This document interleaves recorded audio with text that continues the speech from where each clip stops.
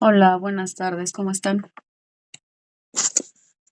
Gracias por su asistencia. Voy a iniciar la sesión.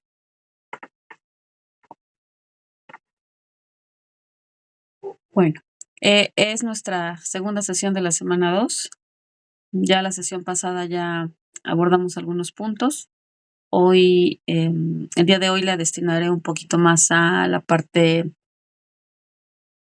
el contenido de las actividades. Qué bueno, buenas tardes. Y ya me voy a ir más por ese lado, ¿no? Ya explicamos cómo se van a realizar las actividades, sin embargo, si hay dudas específicas, pues claro que pueden abordarlas. Y bueno, pues estaremos despejando dudas, ¿no? sobre las actividades. Yo espero que ya tengan alguna parte avanzada o ya hayan entregado alguna de las dos. Y pues ya vamos sobre ya dudas más específicas, ¿no? Porque ya hemos explicado cómo se va a realizar las actividades. Bueno, entonces ya no voy a repetir lo mismo de las sesiones anteriores. En particular, pues me gustaría saber si hay alguna duda específica con respecto a las actividades para que de una vez las abordemos. Y si no hay dudas, pues podamos hablar un poquito sobre el contenido temático de cada una de las actividades. Entonces, ¿alguien tiene alguna duda sobre alguna de las actividades o algo en que podamos apoyar para la realización? Ah, okey. Sí puedes, sí se puede utilizar la cámara de su celular, siempre y cuando, bueno, verifiquen que, eh, tenga buen audio, buen video, pueda yo escuchar bien lo que están describiendo y subirlo sí a Drive con las respectivas precauciones de la liga. Ajá, si van a compartir un documento desde Drive, pues hay que verificar que esté bien compartido para poderlo evaluar, ¿okey? Y, recuerden que también la sugerencia es utilizar un apoyo. Si solamente salen ustedes a cámara, es difícil, a veces, ¿no? Por los ruidos ambientales o por alguna situación, escuchar luego a veces por completo lo que se describe. Además, lo que queremos conocer es el ecosistema. Entonces, es importante que tengan un apoyo visual, que se apoyen con imágenes, que se apoyen con texto, como en el caso si pueden usar diapositivas o que se apoyen con el lugar, ¿no? Si es que alguien puede ir al lugar o nos va a describir el lugar en el entorno en donde está, pues, nos estaría haciendo un reportaje en vivo, entonces podríamos ver, pero lo importante es el apoyo también, no solamente que salgan ustedes a cuadro, sino junto con ustedes el apoyo visual para que yo pueda ver la problemática de la que están hablando y sea más fácil la evaluación. Buenas tardes, Claudia. Más fácil me refiero a que, no nos vayamos a ver en la situación de que a lo mejor, omití alguna parte de la evaluación o alguna situación porque no escuché algún punto o no fue suficientemente claro o profundo el punto del que hablaron y no me percaté de que lo mencionaron. Entonces, el apoyo en texto es fundamental porque ahí en el texto veo claramente que ustedes están cumpliendo con lo establecido. Entonces, sí recomiendo que ocupen apoyo. ¿Mm? Bueno, de hecho, es prácticamente, obligatorio porque no tiene sentido un video sin un apoyo visual. Precisamente ese es el sentido de un video, tener un apoyo visual para poder comprender un contenido. Pero bueno, entonces, ya hablamos de la actividad integradora 3. Ahorita me voy a centrar primero en la 3. Recuerden que la 3 habla sobre los polímeros. Ustedes van a elegir los polímeros que tengan a su disposición en casa, los que sean más interesantes para ustedes. Ya la clase pasada ya mencionamos algunos ejemplos para que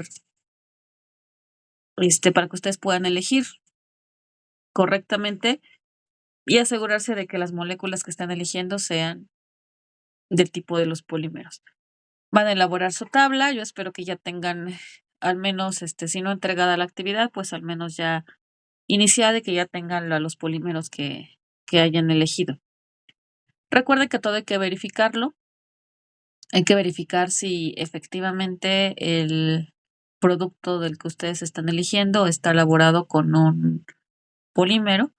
Hay que verificar que precisamente es un polímero y no sea cualquier otro tipo de molécula. Si la molécula, perdón, no es un polímero, pues no podrá ser una evaluación satisfactoria, ¿no? Entonces solamente son 4. Si tienen problemas, para saber si es un polímero, pues se puede verificar molécula por molécula. Son pocos, nada más son 4. Y que verifiquen ustedes que efectivamente es un polímero, ¿vale? Muy bien. Van a dibujar el monómero y el polímero. Ahorita vamos a mostrar algunos ejemplos y van a responder las preguntas. Bueno, entonces ahorita vamos a hablar un poquito más ya sobre este contenido para que ustedes puedan determinar cuáles son los polímeros que pueden utilizar. Como ya habíamos empezado a hablar la clase anterior, los polímeros se caracterizan porque son moléculas muy grandes en tamaño. Es una forma de reconocerlos. Se van a conformar o se van a formar por la unión de una serie de moléculas más pequeñas, como las vemos aquí, que son unas representadas por bolitas. Se van a unir una tras otra y me van a formar moléculas más grandes. Por ejemplo, esta molécula que está aquí es una proteína. Concretamente es la insulina, que viene siendo una hormona que controla la glucosa en la sangre, pero en términos químicos, pues es un polímero, es una molécula formada por aminoácidos, que son cada uno de estos bolitas, que son las unidades más pequeñas. Cuando nosotros tomamos una unidad, que está representada aquí por esta bolita negra, esta unidad se llama monómero, y al repetirse varias veces, puede ser a partir de 2 o puede ser ya a partir de miles de unidades unidas, entonces ahí vamos a tener un polímero. Entonces, precisamente por eso un polímero es grande. ¿Por qué? Porque está formado por la unión de varias unidades que en su momento o de forma individual son pequeñitas, pero cuando se unen una tras otra, entonces me forman moléculas de mayor tamaño. La unidad pequeña se llama monómero. Entonces, en un punto de su actividad se les solicita que dibujen el monómero. Entonces es la molécula chiquita, es la parte pequeñita, digámoslo así, y esa parte pequeñita se repite n cantidad de veces, es decir, varias veces, y ya me va a formar la molécula más grande, que es el polímero, ¿de acuerdo? La mayoría de los polímeros tienen características plásticas, es lo que mencionábamos la clase pasada. Todos los plásticos de diversos tipos que conocemos son polímeros, y ya nada más de acuerdo a sus propiedades, pues van a tener diferentes usos dependiendo para lo que vayan a ser destinados, y también van a estar formados por distintas moléculas, y precisamente eso es lo que hace que tengamos una variedad importante de polímeros. Entonces existen muchos polímeros.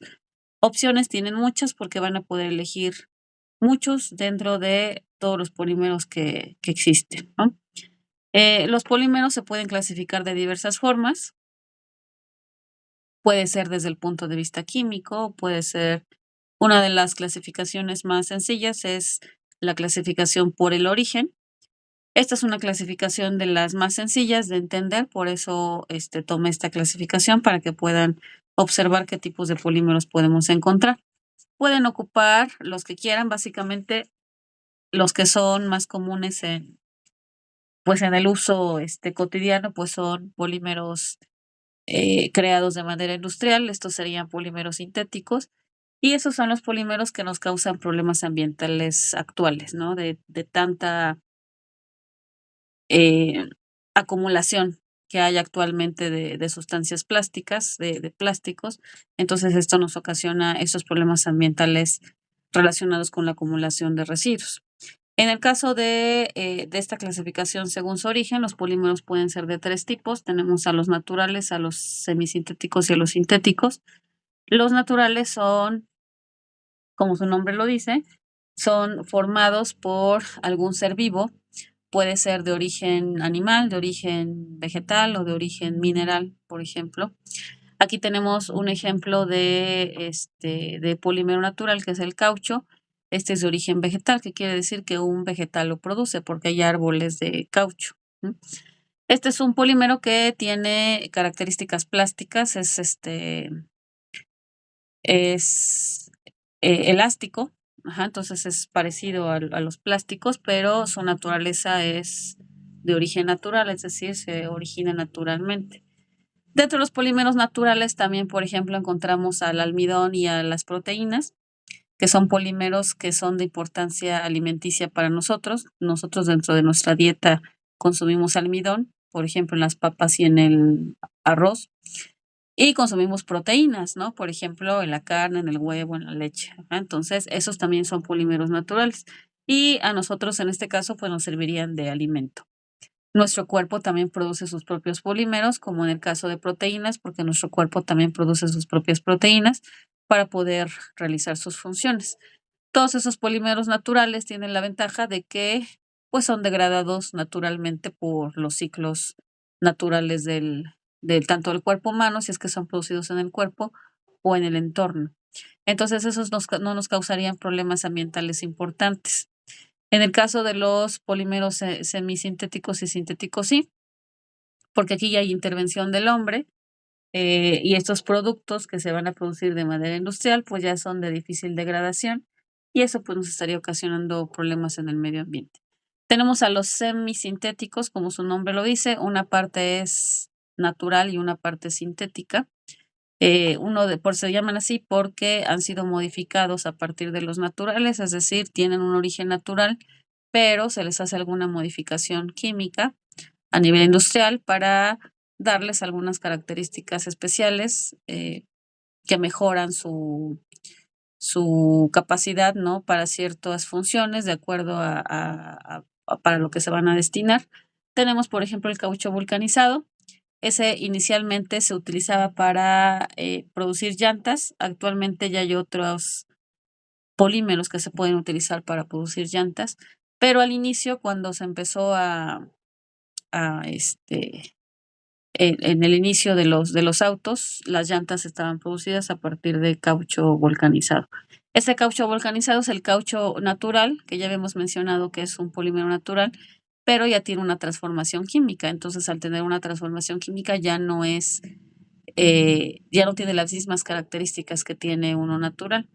En el caucho vulcanizado, este se produce cuando se hace reaccionar el caucho, o sea, el caucho natural, se le hace reaccionar con azufre a altas temperaturas. Esta reacción lo modifica y entonces ya tendríamos el caucho vulcanizado. Esto lo hace mucho más resistente porque el caucho natural es muy suavecito y se desgasta, como el de las ligas. Y el caucho vulcanizado ya es mucho más resistente porque, bueno, imagínense, a partir de él se producen llantas, entonces esto quiere decir que tiene que soportar la presión, el peso, el calor, las temperaturas, la fricción. Entonces es mucho más resistente el caucho vulcanizado. Entonces eso hace que se modifique sus propiedades. Y al ser mucho más resistente, pues también lo hace mucho más resistente a la degradación. Se degradaría mucho más lento en el medio ambiente precisamente por esa modificación. Y tenemos a los sintéticos, estos son totalmente elaborados por el hombre, muchos se elaboran a partir de derivados del petróleo, tienen su origen totalmente industrial y entonces al ser totalmente industrializados, la degradación de estos polímeros es mucho más lenta y ya han visto algunos ejemplos me imagino, ¿no? De cuánto tiempo puede tardar un plástico en degradarse, ¿no? Depende del tipo, puede ser algunos de 100 años, algunos 500 años, ¿no? El tiempo que podría tardar en degradarse precisamente porque son sintéticos y no hay una forma natural de degradación.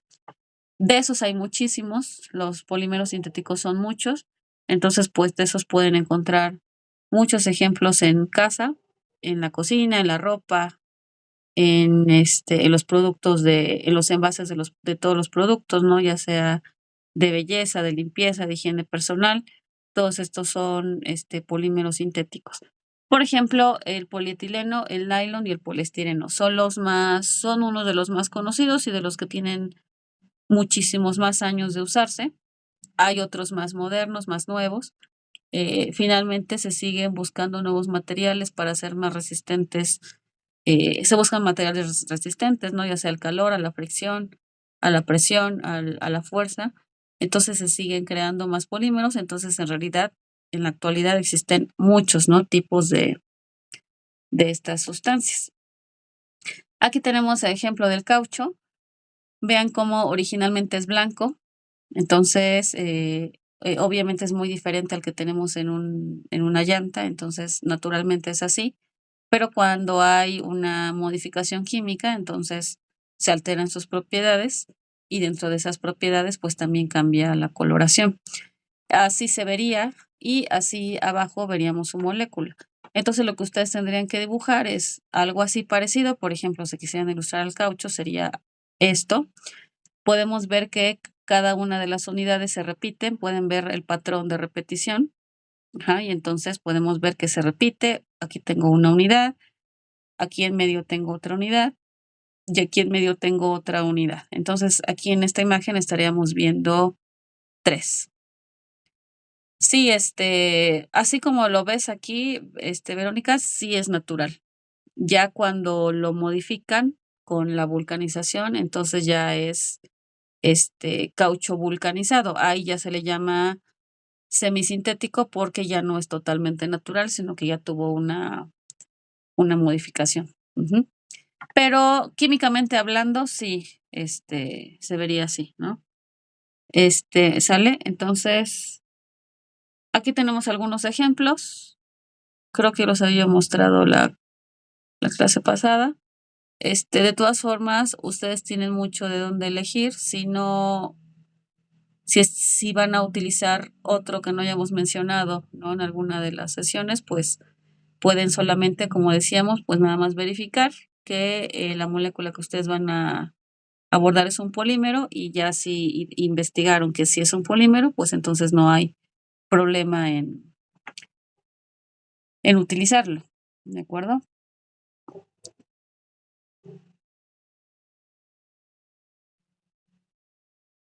Sí, en este caso, Claudia, si son semisintéticos, sí se tienen que procesar y ya se modifica. Por eso pasó de ser natural a semisintético. La mayoría de los sintéticos son producidos tal cual, así desde cero a nivel industrial. Entonces esos ya no se modifican porque, bueno, finalmente son creación del hombre y desde el principio son tienen esa fórmula. Hay algunos que son parecidos, por ejemplo, el polietileno y el PET. El PET es una variación del polietileno, tiene algunas sí variaciones químicas y entonces eso lo modificaría también. Pero todo eso lo hacen a nivel industrial. Ajá, no es que ocurra de repente la molécula se modifique, sino que se modifica para tener nuevas propiedades, ¿no? De interés, ¿no? Si es que necesitan alguna propiedad nueva, pues lo prueban y crean algún otro polímero. Aquí tenemos algunos ejemplos: celulosa, almidón. Estos son naturales y se pueden consumir, o sea, en el caso del almidón lo podemos comer y es un nutriente importante para nosotros. En el caso de la celulosa, también la podemos comer. Aquí la diferencia es que la celulosa no la digerimos. La celulosa se encuentra, por ejemplo, en las cáscaras de las frutas, de las verduras, los tallos, por ejemplo, el apio, las hojas que comemos, por ejemplo, las espinacas, las verdolagas, las acelgas. Ujú. Ahí se encuentra la celulosa, esa no la digerimos, eso es lo que conocemos como fibra, la famosa fibra, ¿no? Que tenemos que consumir fibra para el correcto funcionamiento de nuestro intestino. Entonces esa sería la celulosa, pero también es un polímero. Aquí meteríamos también, por ejemplo, las proteínas. De los sintéticos, que todos son producidos por el hombre, tenemos, por ejemplo, el polietileno, muy conocido, es uno de los más conocidos. Baquelita, la baquelita es termostable, soporta altas temperaturas. Por ejemplo, esta la utilizan para hacer utensilios de cocina por su alta resistencia a altas temperaturas. Dentro de las fibras, que vienen siendo telas, tenemos, por ejemplo, el nylon o el tergal. También la seda sería una fibra, la seda y el algodón. también serían fibras que nos sirven para hacer telas y también esas son naturales. Ajá. Aquí estas que están aquí, nylon y tergal, son sintéticas y el algodón y que les decía yo, el algodón y la seda vendrían siendo polímeros naturales que también nos servirían para producir tela. Ajá. Tenemos a los elastómeros, por ejemplo, el neopreno es uno de los más conocidos, se llaman elastómeros porque son muy elásticos y esos se utilizan para hacer telas. ¿Ah? Por ejemplo, estas telas muy, muy elásticas, ¿no? De ciertos trajes especializados que soportan, que guardan de la temperatura y esto como los trajes de buzo, por ejemplo, están hechos de neopreno, ¿no? Y mucha ropa deportiva también. Entonces, esos son algunos ejemplos. Entonces, pueden tener a su disposición muchos más. Por ejemplo, otros también muy conocidos son el PVC y el PET, que no están aquí. El PET muy conocido por su uso en envases y se me fue el otro que les dije, les dije el PET. Ah, sí, gracias. Y el PVC, que es utilizado pues en esto de las tuberías y estas cosas, ¿no? Entonces, esos también podrían ser otros ejemplos que pudiesen utilizar. Si van a utilizar otro que les parezca interesante, nada más verifiquen que es un polímero, ¿de acuerdo? Aquí tenemos más ejemplos de lo que podrían dibujar. Sus dibujos tendrían que quedar así. En los dibujos se tiene que ver la repetición de una unidad y bueno, yo creo que claramente se distingue. Vean cómo tenemos una unidad, un patrón, y ese patrón se va repitiendo y repitiendo y repitiendo. Entonces, la repetición te hace que se forme un polímero que precisamente está formada por varias unidades. Esta primera imagen está representando al almidón. Cada una de las unidades es una glucosa. Esta segunda imagen está representando al caucho. También se ve claramente la repetición. En la de abajo, ya cuando conoces ya las moléculas, ya puedes ver dónde empieza una y termina otra. Este caso es un ejemplo también de un polímero. En este caso estamos viendo una proteína, que sería un poquito más complicada de ilustrar, porque las proteínas tienen una variación entre sus monómeros, que a ustedes les podría parecer que no es un patrón repetido y repetido y repetido, entonces son más fáciles las de arriba, que son patrones que se repiten muchas veces para formar una molécula mucho más grande. Estos son polímeros naturales. Un polímero sintético el que decía es muy conocido, el etileno, polietileno. Con él se hacen las bolsas típicas de plástico que podemos utilizar para empacar alimentos. Aquí tenemos la unidad, así se vería el monómero, es decir, solito, así se vería cada una de las unidades. Y cuando se unen una tras otra, después de la polimerización, que ahorita vamos a revisar ese punto, vamos a poder formar moléculas de mayor tamaño, que es el polietileno, ¿de acuerdo? Entonces, aquí pueden ver ejemplos de cómo se tendrían que ver sus dibujos cuando terminen de dibujarlos. Tenemos la unidad en chiquito y ya la repetición de varias de ellas ya se vería una molécula de mayor tamaño, ¿de acuerdo? Muy bien. Ahora, ¿cómo se forman estos polímeros? Estos polímeros se van a formar mediante una reacción química que se llama polimerización. Esa polimerización se puede llevar a cabo de forma natural en algún ser vivo, por ejemplo, en el caso de nuestras células, cuando forman sus propias proteínas, nuestras células solitas producen sus proteínas y llevan a cabo este proceso de polimerización para producir sus proteínas. Si hablamos, por ejemplo, de polímeros que produce el hombre o que hace el hombre de manera industrial, pues entonces esto estaría hecho en una industria, ¿no? Las fábricas que se dedican a producir plásticos y este tipo de materiales. Pero finalmente es una reacción de polimerización. Entonces, la polimerización lo que permite es que se va a llevar a cabo un proceso en donde se van a pegar las unidades que van a ser estos monómeros, se pega uno tras otro, y entonces esto me va a permitir formar una molécula de mayor tamaño que es el polímero.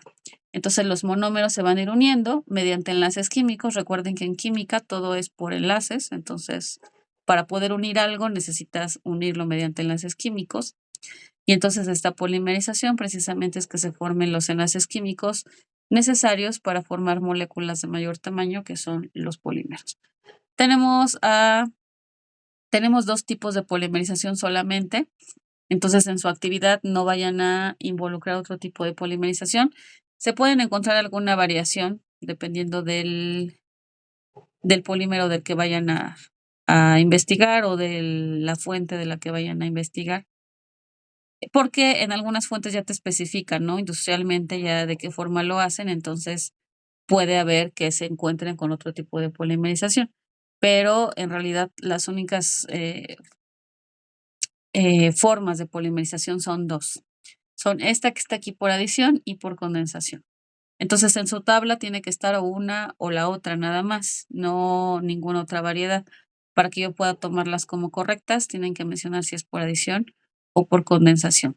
Eso igualmente se investiga al investigar la información del polímero, buscando qué tipo de polímero y cómo se forma, pues entonces ustedes encontrarán cuál es el tipo de polimerización que se utiliza. Entonces, las dos se parecen en algunos sentidos porque lo que ocurre es que las unidades, que son los monómeros, se van pegando uno tras otro mediante un enlace químico. Recuerden que para que se pueda pegar, pues tiene que haber un enlace químico. Entonces se van uniendo uno tras otro y entonces me van formando una molécula cada vez más grande. Lo vamos a explicar con el esquema porque es más sencillo con este ejemplo, ¿no? Tenemos aquí las dos unidades en azul, son las partes más pequeñitas que vienen siendo los monómeros. Entonces se unen, por eso tienen el más, y me van a formar una molécula de dos, es decir, ya están juntitas, ¿no? Se juntan y forman una molécula más grande de la original, porque primeramente estaban solos y ya después se juntan y ya son dos. A esos dos, vean cómo luego se les une otra unidad mediante un enlace químico y me forma una molécula más grande porque ya es de tres. Posteriormente otro y tenemos una molécula de 4, posteriormente otra de 5 y vean cómo se va haciendo cada vez más grande.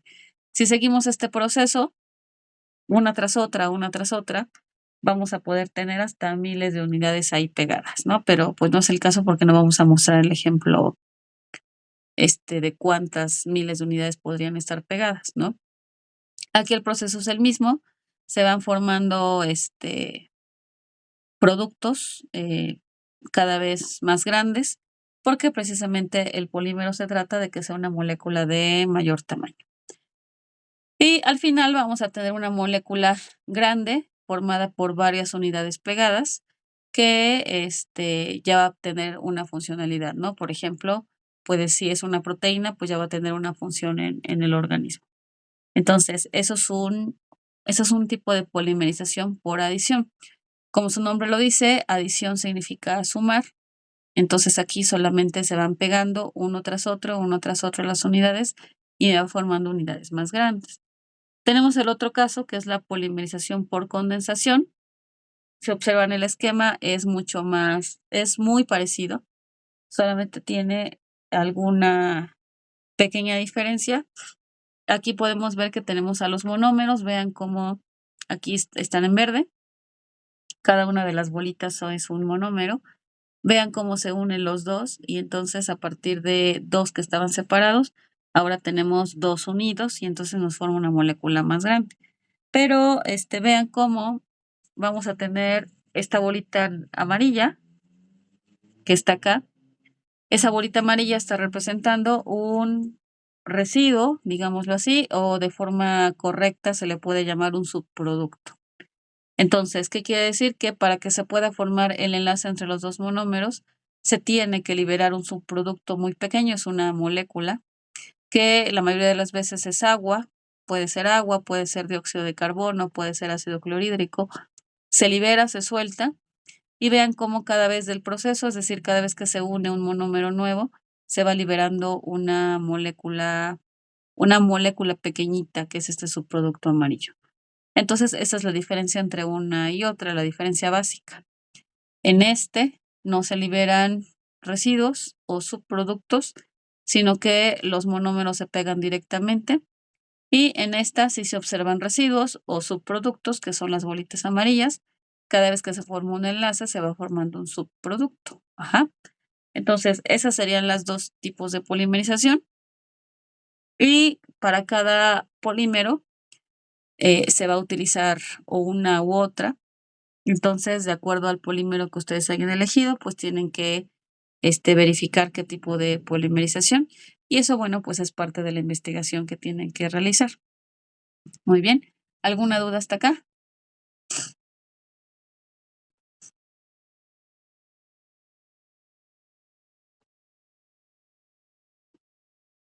Ok, gracias. Muy bien.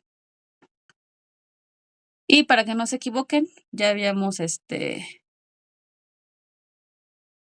ok, me preguntan del dibujo. No, no, esto es para representar con bolitas nada más, porque las moléculas no son bolitas. Ajá, esto es para que se observe cómo de unidades pequeñitas tenemos unidades, moléculas más grandes. Por eso se utilizan las bolitas para representarlo, pero no. El dibujo es como esto que está aquí, es una molécula real. Ajá, que se vea cómo inicias con una parte pequeña, que este es el monómero, y se va a modificar después de la polimerización y te va a formar una molécula más grande. Ajá, ese es el.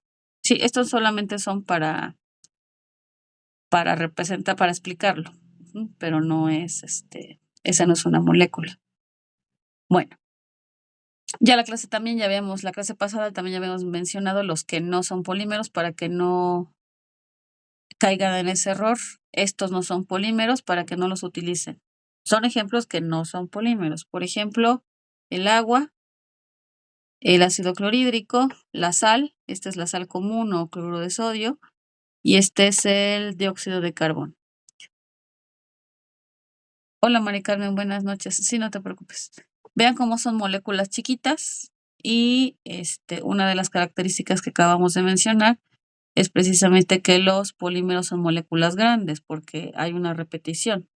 Entonces, si tenemos una repetición de varias moléculas que se pegan y se pegan, entonces tendríamos una molécula grande. Entonces, vean cómo estas no lo son porque no tienen a nadie pegado y junto. No son repeticiones. Entonces, estos no son correctos, por lo tanto, no deberían de estar en su tabla. Entonces, cualquier sustancia que ustedes tengan duda, no dejen la duda ahí porque puede ser que no sea un polímero y entonces sea incorrecta la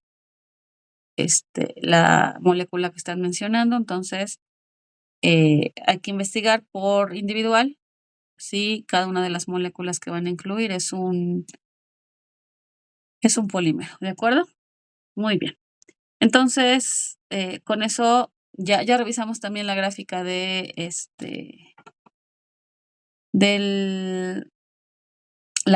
la rúbrica de la actividad integradora 1. Entonces ya terminamos con la actividad integradora 1 y voy a seguir con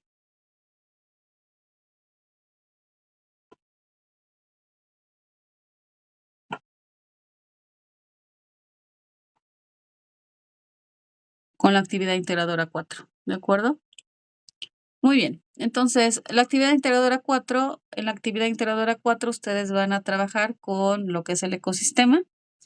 Ya hablábamos la sesión pasada de que puede ser un ejemplo muy grande, puede ser su estado completo, puede ser su localidad, puede ser su municipio, puede ser su entorno, puede ser si viven en un lugar que les parezca interesante, que quieran describir, ¿no? Por ejemplo, si viven cerca de alguna reserva, de algún cuerpo de agua, de algún,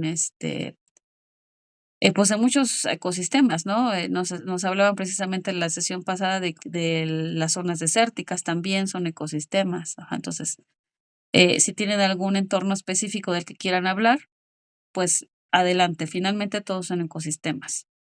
Incluso si, siempre y cuando describan todos los puntos que se están pidiendo y no hay ningún problema. Incluso una pecera es un ecosistema, ¿no? A lo mejor Nosotros pensamos que un ecosistema tiene que ser un bosque completo, una selva completa, porque está lleno de vida y son lugares enormes, ¿no? Pero, si lo vemos desde el punto de vista, eh, del equilibrio que se puede llevar a cabo entre varios organismos, pues una pecera es un ecosistema, porque podemos tener el las relaciones entre varios tipos de especies y entre ellos perfectamente hay un equilibrio junto con los elementos del ambiente y van a ser perfectamente, sostenible, ¿no? Ese mismo ecosistema. Entonces, no se angustien porque tenga que ser un ecosistema enorme, que a lo mejor en mi ciudad no hay una selva, ni hay un desierto, ni hay un bosque. No, es muy difícil porque, pues, desafortunadamente ya vivimos prácticamente todas las zonas están urbanizadas y ya es muy, muy difícil tener acceso a ecosistemas de ese tipo, ¿no? Ya solamente, ya zonas muy, muy específicas donde se guarda esa riqueza natural, pero bueno, ya los que vivimos en ciudades, pues prácticamente ya no es accesible para nosotros. Entonces, no se angustien de que tengan que buscar un ecosistema grande, simplemente algo que tengan cerca, incluso puede ser un parque cercano, ¿no? O algo que tengan cerca que puedan describir. ¿M? Entonces, un ecosistema es un conjunto de seres vivos que interactúan en un área determinada, interactúan entre ellos y al interactuar entre ellos también interactúan con su medio ambiente, que está constituido por elementos que no están vivos, ¿no? Por ejemplo, el agua, el ambiente, el clima, la humedad, todos estos elementos que no son seres vivos, pero que forman parte importante de un entorno y que nos permiten la supervivencia, ¿no? Ya lo hemos visto ahorita con el agua. El agua no es un ser vivo, evidentemente, es un elemento abiótico, pero es quizá el elemento más importante para permitir la supervivencia en un entorno, ¿no? Entonces, todos estos organismos pues viven dentro de ese entorno y pues realizan varios tipos de relaciones. Aquí tenemos algunos ejemplos de relaciones, esas relaciones se solicitan dentro de su video. Pueden hablar de la depredación, del parasitismo, de la competencia, de la simbiosis. Ahorita vamos a explicar algunas. Y esas son las relaciones que precisamente tienen que identificar dentro de un ecosistema. Entonces, un ecosistema está formado por todos los seres vivos de todos los tipos, plantas, animales de todos los tipos y especies. También los microorganismos que no vemos, que son, por ejemplo, las bacterias, los virus, los hongos, son organismos que no vemos nosotros a simple vista, pero sabemos que están en todos los entornos, o sea, están siempre. Por mucha limpieza que haya en tu casa, va a haber siempre bacterias y microorganismos. ¿Ah? Entonces, esos microorganismos también forman parte del ecosistema, pero no todo está vivo. También tenemos otros factores que son los factores abióticos, que son los que no están vivos, como el sol, el dióxido de carbono, el oxígeno, que son los gases que respiramos, ajá, el agua, muy importante, el sustrato, es decir, la tierra, donde estamos, sobre lo que estamos todos los seres vivos, el clima, la humedad, ajá, entonces son todos estos elementos que no son seres vivos, pero que permiten la subsistencia de los seres vivos que se encuentran dentro del ecosistema. Dentro de esos ecosistemas encontramos una gran diversidad de seres vivos, que es lo que se conoce como biodiversidad. Generalmente la biodiversidad se describe como la vida que hay en todo el planeta, pero bueno, no podemos ponernos a describir la vida, el tipo de vida que hay en todo el planeta, sino que precisamente esta biodiversidad, pues, se describe de acuerdo a los ecosistemas específicos, ¿no? Sabemos que no es lo mismo el tipo de seres vivos que se encuentran en el desierto o el tipo de seres vivos que se encuentran en la selva, ¿no? Evidentemente son seres vivos muy diferentes porque son seres que se han adaptado a las diferentes condiciones de cada uno de los entornos. Entonces, esa biodiversidad es la diversidad de vida o esa diversidad de seres vivos que encontramos en un lugar determinado. Entonces, si ustedes van a describir este, la biodiversidad del ecosistema que ustedes eligieron, pues tiene que haber un trabajo de investigación en donde puedan decirnos, pues, qué tipo de plantas y animales existen en ese entorno, ¿de acuerdo? También, otro punto que les pide escribir el video es su clima de su ecosistema. Recuerden que el clima, pues, es el estado del tiempo y este clima, pues, se describe a partir de, la frecuencia del estado de tiempo en algún territorio. Es decir, puede ser que un lugar no sea totalmente seco, es decir, va a tener algunas épocas en donde va a haber precipitación de lluvia, ¿no? Pero si estadísticamente ese estado del tiempo se repite más veces por más veces al año, más días al año, entonces se hace un estudio estadístico de cuántas veces se repite el estado del tiempo. Entonces ya se determina, ¿no? Ya sabemos que tal lugar es tradicionalmente cálido, ¿no?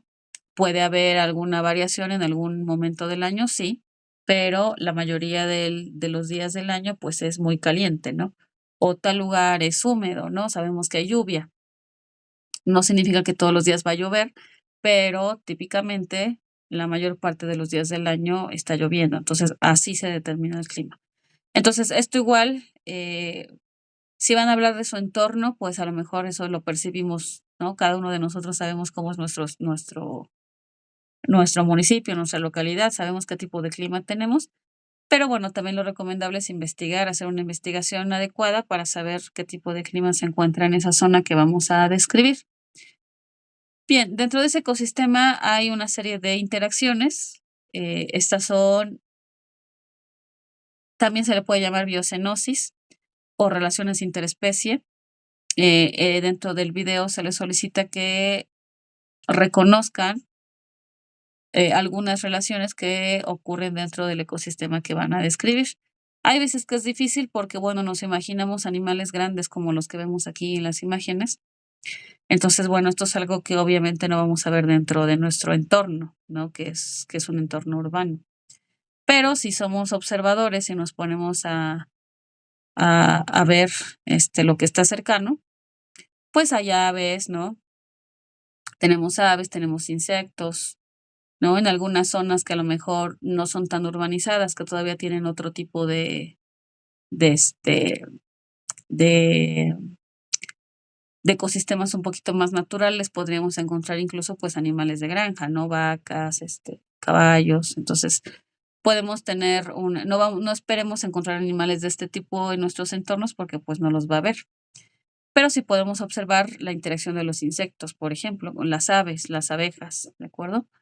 Tenemos aquí algunos ejemplos, ustedes tienen que reconocerlos en su entorno. Por ejemplo, tenemos la competencia. La competencia se da cuando tenemos 2 especies que utilizan los mismos recursos para poder subsistir. Puede ser, por ejemplo, esos recursos pueden ser alimento, pueden ser, eh, refugio, es decir, donde viven. Y entonces, al estar compitiendo todos por el mismo recurso, pues entonces se ven afectados porque puede ser que ese recurso empiece a escasear, ¿no? Por ejemplo, si solamente tienen una fuente de alimentación, es decir, las 2 especies diferentes comen lo mismo. Entonces, los 2 al estar compitiendo por esto, pues entonces podemos empezar a ver escasez, ¿no? Por eso se llama precisamente competencia. Y los 2 se van a ver perjudicados porque va a poder faltar ese recurso. Aquí tenemos el ejemplo de las hienas y el león. A las hienas les gustaría, pues, poder comer primero y tener acceso al alimento, pero, pues, sabemos que el más fuerte es el que come y a lo que queda, pues, ya le queda a las hienas, pero están compitiendo por el mismo alimento. Tenemos, por ejemplo, la depredación. En la depredación aquí, tenemos una presa, esa es una de las relaciones más famosas, más conocidas. Tenemos una presa y tenemos un depredador.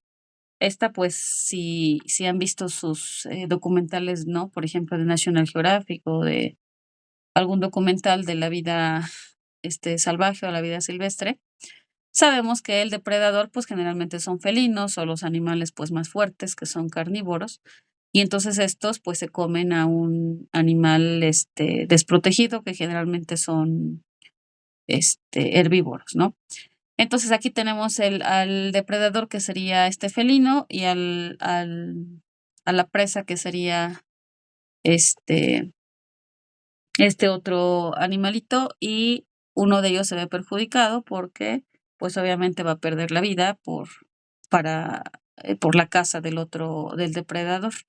el depredador se vería beneficiado porque el depredador estaría teniendo alimento a disposición. Esa es la depredación. Aparentemente eso no se da en una ciudad, ¿no? Diríamos, ¿quién se va a comer a quién? ¿No? No tenemos animales de este tipo cerca. Pero se observan, por ejemplo, en las casas, la relación entre los insectos. Se han observado, por ejemplo, que las moscas se comen a los demás insectos. No, perdón, las moscas, las arañas. ¿Ah? Se han visto que las arañas incluso se recomienda que no se maten las arañas estas que son inofensivas, ¿no? Las que son típicas de casa. Que no se maten porque nos ayudan a eliminar otro tipo de insectos que son nocivos dentro de las casas. Entonces, en el caso de las arañas, pues se pueden comer sobre todo a las moscas y a los mosquitos. Y entonces esto es una forma de depredación en chiquito, pero no deja de ser una forma de depredación que se puede ver y no necesitamos verlo en ecosistemas grandes, sino simplemente en nuestros entornos, ¿sale? Otros ejemplos tenemos al mutualismo, al comensalismo. En el mutualismo es una relación en donde ambas especies se benefician, ya sea de una forma u otra, no tiene que ser de la misma forma, una puede ser con alimento, la otra puede ser con refugio, la otra o con algún otro tipo de beneficio. Por eso se llama mutualismo, porque mutuamente se ayudan, ¿no? Mutuamente se sirven el uno al otro. Aquí en la imagen podemos ver a un venado que tiene encima estas aves. Estas aves son muy comunes en animales mayores, no muy grandes, que se están comiendo a los parásitos de su pelaje, así como las pulgas las pulgas en los perros o los piojos en las personas, ¿no? Entonces, estos parásitos que están sobre la piel del venado sirven de alimento para las aves y entonces las aves se están alimentando y el venado está recibiendo pues una limpieza, ¿no? De su pelaje. Entonces los dos reciben un beneficio, ninguno de los dos se perjudican, ellos ya saben que así es la convivencia entre ellos y no hay ningún problema en la relación. Los dos se benefician, por eso se llama mutualismo. Tenemos el comensalismo. En esta relación, las dos especies conviven. La diferencia es que solamente una de las especies se beneficia y la otra no se ve beneficiada, pero tampoco se ve afectada. Es decir, para una el efecto es indistinto, indiferente. O sea, no hay ni beneficio, pero tampoco hay perjuicio. Un ejemplo muy notorio es por ejemplo, el de los peces payaso. Seguramente se vieron la película esta de Nemo. Vieron que los peces viven dentro de la anémona. Y a los peces no les pasa nada. Las anémonas son tóxicas para cualquier otra especie. Si cualquier otra especie de pez la toca o incluso nosotros, son tóxicas por las sustancias que liberan. En este caso, el pez no le pasa nada, tolera estas sustancias y puede sobrevivir en el interior de la anémona. Entonces, aquí el que se ve beneficiado es el pez. El pez se ve beneficiado porque vive adentro de la anémona, va a recibir refugio, casa, protección, porque no se van a poder acercar otros organismos precisamente por estas características de la anémona. Y la anémona no recibe ningún beneficio, o sea, no le afecta en nada que esté el pez, pero tampoco le está beneficiando porque no paga renta, ¿no? Digamos así. Entonces, eso es comensalismo. Mutualismo y comensalismo se parecen porque son inofensivos, pero en el mutualismo se benefician los dos y en el comensalismo solamente se beneficia uno y el otro, pues solamente le sirve al otro, pero no tiene ningún perjuicio, ¿de acuerdo? Esos serían algunos ejemplos de relaciones y hay que identificarlas. Y aquí tenemos otra relación más que son el parasitismo. Aquí, como su nombre lo dice, hay un parásito. Los parásitos generalmente son insectos, muchos de ellos son insectos que se alimentan de sangre. Típicamente, por ejemplo, tenemos a los mosquitos que nos andan picando, ¿no? Se alimentan de nuestra sangre. A las pulgas, esta es una pulga. En el caso de los animales, en el caso de los humanos, pues tendremos a los piojos. Esta es una chinche. No, no es cierto, no es una chinche, es una garrapata. Ajá. que también, las chinches también se alimentan de sangre, pero en este caso la imagen es una garrapata que también está, véanla cómo está toda llena, llena de sangre. Entonces, se está alimentando de sangre, están viviendo a costa de otro organismo, por eso se llama parasitismo. Uno se beneficia porque está teniendo alimento, está teniendo calor, está teniendo refugio, y la otra especie es perjudicada porque no solamente la molestia, ¿no? Sabemos la molestia que es tener a un mosquito ahí, alrededor, ¿no? Pero además de la molestia, es también la parte de que nos pueden transmitir enfermedades. Todos estos insectos que están aquí nos pueden transmitir enfermedades. Entonces, pues está perjudicando al hospedero, en este caso a la persona o al animal que está portando alguno de estos parásitos. ¿Sale? Entonces son varios ejemplos que podemos adoptar. Y el efecto, bueno, pues puede ser positivo o negativo, de acuerdo desde el punto de vista del organismo que se observe. También eso se solicita en el video. Puede ser un efecto positivo, negativo o indiferente. Por ejemplo, en el caso de la relación por competencia, los dos se verían afectados porque estarían compitiendo por el mismo recurso. En el caso de la depredación, uno se ve beneficiado. Este es el caso de la especie depredadora, porque estaría teniendo alimento. Y la especie presa se vería perjudicado porque pues estaría siendo el alimento del depredador. Ajá. En el caso del mutualismo, los dos se ven beneficiados. ¿Por qué? Porque los dos se ayudan. Recuerden que por eso se llama mutualismo. Y en el caso del comensalismo, tendríamos un efecto positivo en el que se ve beneficiado, por ejemplo, del ejemplo que poníamos del pez, y un ejemplo indiferente o neutro en donde no hay un cambio, el otro no se ve afectado, pero tampoco se ve perjudicado.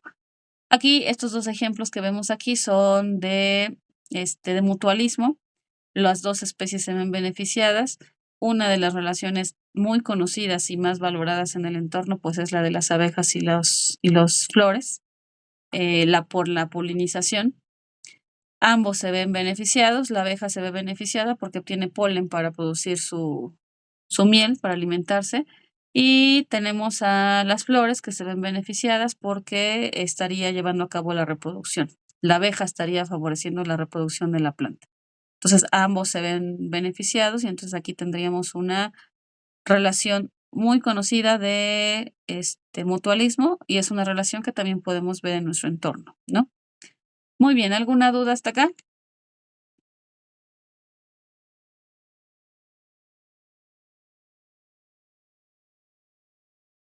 Ok, bueno, gracias. Para terminar, ya nada más, me gustaría mencionar sobre los servicios ecosistémicos. Todo lo que estamos tocando ahorita son los puntos que tienen que tocar ustedes en su video. Se les solicita que describan el servicio ecosistémico que cumple su ecosistema. Tenemos 4 tipos de servicios ecosistémicos. Esto se refiere al uso que le da el hombre al ecosistema respectivo. Tenemos los servicios de provisión, los servicios culturales, los servicios de regulación y los servicios de soporte. Los servicios de provisión son los ecosistemas que nos están suministrando pues todas las materias primas que necesitamos para nuestra subsistencia. Por ejemplo, madera, alimentos, materias primas de todo tipo, ¿no? Ahí incluye la madera, agua, ajá, todo lo importante que necesitamos para poder subsistir. Toda la materia prima y alimentos se van a obtener a partir de los ecosistemas de provisión, ¿no? Alimentos puede ser, por ejemplo, la pesca, puede ser la agricultura, puede ser la ganadería, puede ser los animales de casa, ¿no? Porque en algunas zonas todavía comen animales de casa, ¿no? En las ciudades pues comemos alimentos ya de granja, ¿no? Pero en algunas zonas todavía se caza y de ahí se saca el alimento. O si son zonas costeras, pues es la pesca, ¿ah? Entonces esos son servicios de provisión.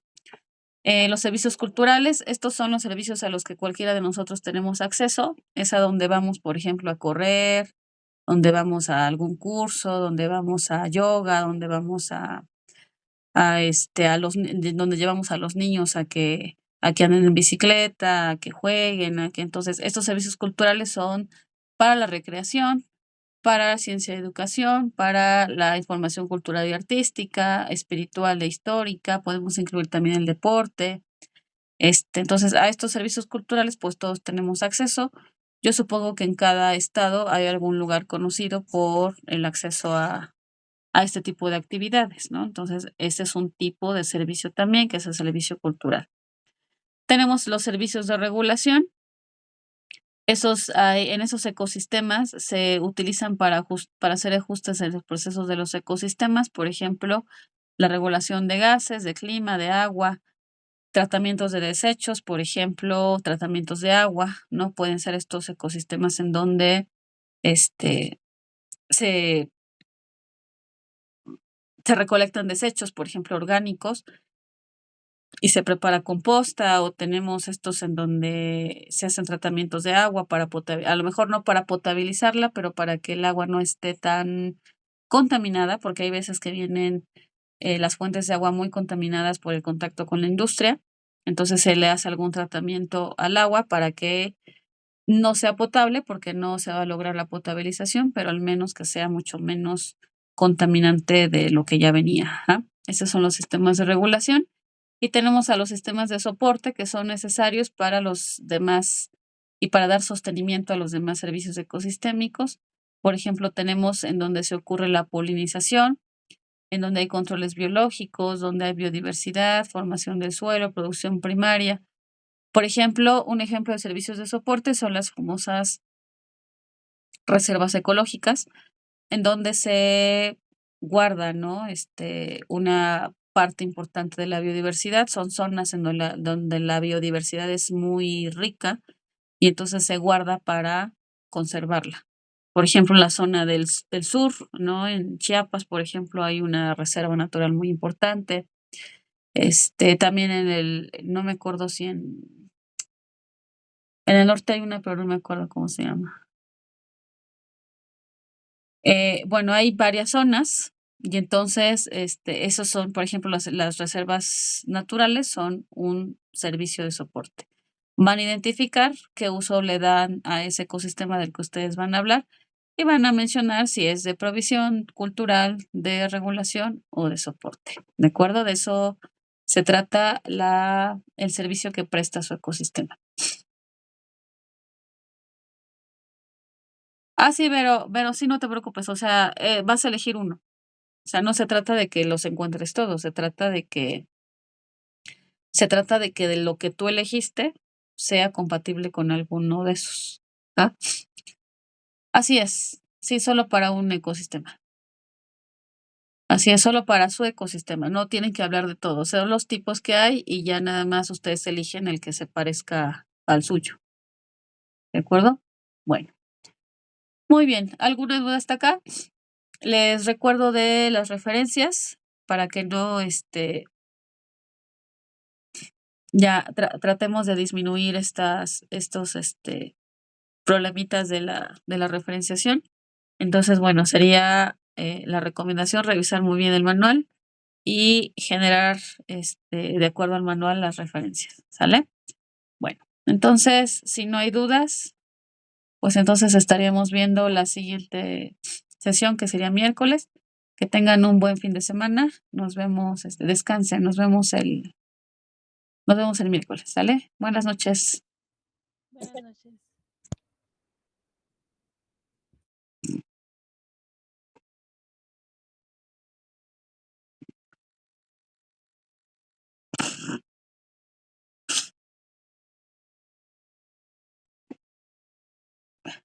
Gracias, buenas noches.